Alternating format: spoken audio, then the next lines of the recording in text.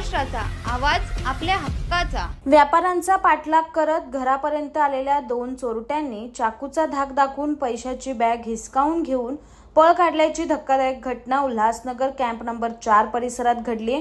आता या प्रकरणी उल्हासनगर क्राइम ब्रांचने 2 आरोपींना सीसीटीव्ही फुटेजच्या आधारे बेड्या ठोकल्या आहेत।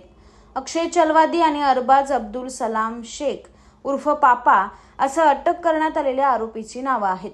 6 जानेवारी रोजी व्यापारी शरद सिंग आणि त्याचे चालक हे अंबरनाथवरून उल्हासनगरच्या राहत्या घरी परतत होते। यावेळी आरोपी यांनी पाठलाग करून सिंग यांच्या घरापर्यंत येऊन चाकूचा धाक दाखवून 3 लाख रुपये रोख रक्कम असलेली बॅग हिसकावून घेऊन पळ काढला।